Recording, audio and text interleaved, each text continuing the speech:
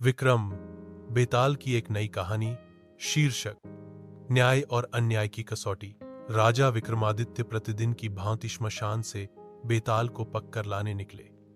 जैसे ही उन्होंने पीपल के पेड़ पर लटके बेताल को अपने कंधे पर डाला, बेताल हंसते हुए बोला, राजन, मैं तुम्हें एक और कहानी सुनाता हूं, पर यदि तुमने अंत में उत्तर दिया तो मैं फिर उड़ जाऊंगा। विक्रम मुस्कुराए और चुपचाप आगे बढ़ने लगे। बेताल ने कहानी शुरू की। प्राचीन काल में विद्यापुर नामक एक नगर था। वहां पर न्यायप्रिय राजा धर्मसेन राज करते थे। नगर में एक व्यापारी रहता था, धनराज। वह अत्यंत धनवान और दयालु था। उसका एक पुत्र था, नाम था वीरसेन। वीरसेन अत्यंत बुद्धिमान परंतु थोड़ा अहंकारी था। एक दिन नगर में एक सन्यासी आया। वह सिद्ध प्रतीत होता था। उसने लोगों को अद्भुत चमत्कार दिखाए और नगरवासियों का विश्वास जीत लिया। वीरसेन भी उसके प्रभाव में आ गया। वह सन्यासी से दीक्षा लेना चाहता था। धनराज को सन्यासी पर शक हुआ। उन्होंने पुत्र को मना किया, पर वीरसेन नहीं माना।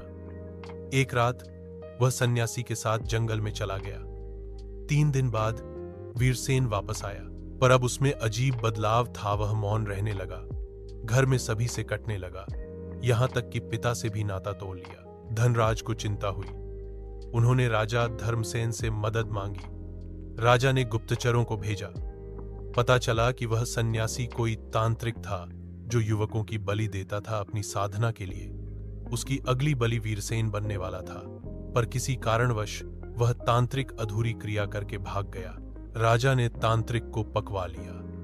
न्याय सभा में राजा ने पूछा, इस तांत्रिक को क्या दंड दिया जाए? प्रजा में मतभेद था। कुछ कहते मृत्युदंड, कुछ कहते कारावास। तब राजा ने वीरसेन से पूछा। वीरसेन बोला, मुझे जीवन मिला है, पर मेरी आत्मा अब भी भयभीत है। मैं चाहता हूं कि उसे कठोरतम दंड मिले, ताकि कोई और सन्यासी बनकर युवकों को न बहकाए। राजा ने तांत्रिक को नगर के चौराहे पर सभी के सामने दंड देने का आदेश दिया। बेताल अब बोला, राजन, तुम बताओ, क्या राजा धर्मसेन का निर्णय न्यायोचित था? क्या वीरसेन का आकलन उचित था? यदि तुमने उत्तर दिया तो मैं उड़ जाऊंगा। विक्रम बोले, हां, राजा का निर्णय न्यायोचित था, क्योंकि दंड का उद्देश्य केवल अपराधी को दंडित करना नहीं होता, बल्कि समाज में भय और अनुशासन भी स्थापित करना होता है। वीरसेन का आकलन भी सही था, क्योंकि उसने व्यक्तिगत नहीं, सामाजिक दृष्टिकोण से निर्णय दिया। बेताल जोर से हंसा और बोला, राजन, तुम सचमुच न्यायप्रिय हो, पर अब मैंने चेतावनी दी थी, इसीलिए मैं उड़ चला। और बेताल फिर से पेड़ पर जाकर लटक गया।